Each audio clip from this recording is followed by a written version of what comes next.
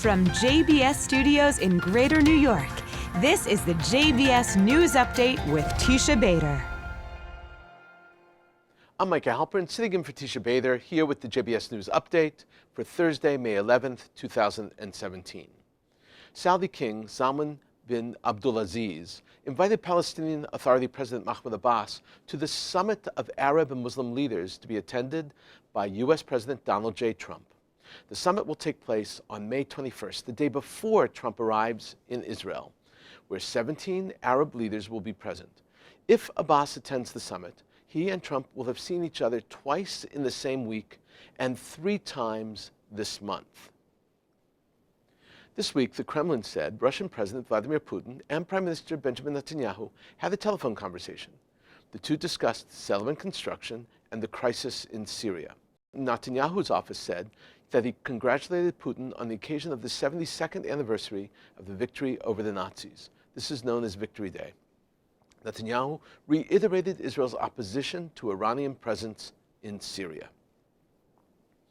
Archaeologists and conservation experts met in Cairo this week to discuss the safe transportation of King Tut's throne, chests, and bed from the Egyptian Museum in central Cairo to a new one being built on the other side of the Egyptian capital.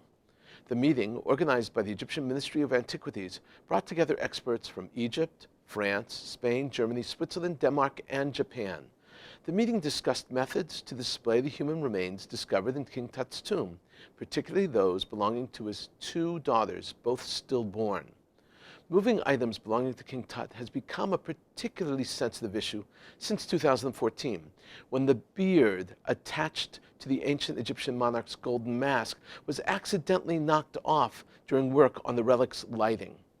Workers later tried to reattach it with glue, causing damage to the priceless artifact and causing an uproar amongst archaeologists around the world. An Egyptian-German team worked on the restoration on the burial mask, which was properly reattached a full year later. The British Sun reported that Prince Charles will not visit Israel in the fall of 2017 for a trip that was planned to coincide with the 100th year anniversary of the Balfour Declaration. In March, in a meeting with UK Foreign Secretary Boris Johnson, Israel's President Rivlin publicly extended an invitation to Prince Charles to visit Israel during the centennial year of the 1917 signing of the Balfour Declaration.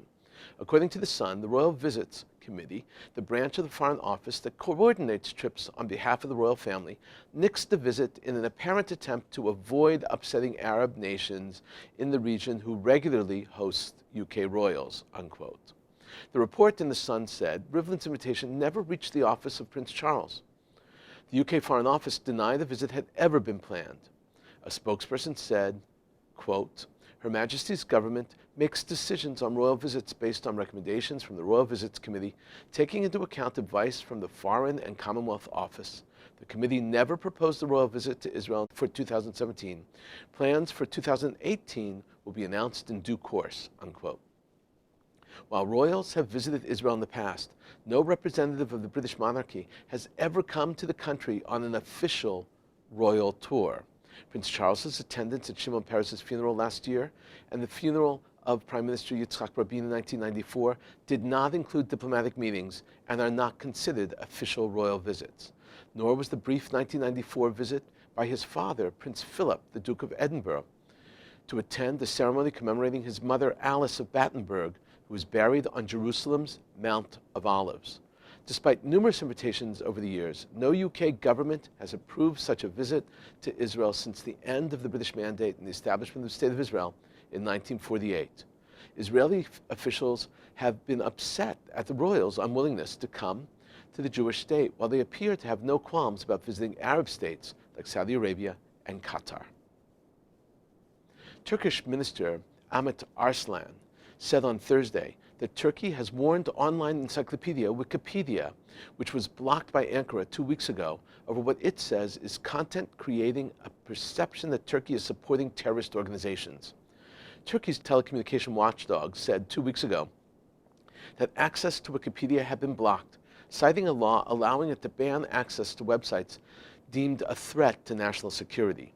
In an ironic move, the Turkish minister also demanded that Wikipedia open an office in Turkey and be eligible to pay taxes and be subjected to Turkish courts. And now for a look at tonight's programming on JBS. At 7 o'clock, it's Talmud Study with Rabbi Mordechai Becker. At 7:30, Yasmin Green and Jonathan Greenblatt speak from Never Is Now, an ADL summit on anti-Semitism. At 8, Charles Small speaks on anti-Semitism as well. At 9, Mark Golub sits down with Ruth Weiss on L'chaim. And at 10, Middle East Forum Director Greg Roman discusses the war on terror. I'm Micah Halpern, and this is today's news update from JBS.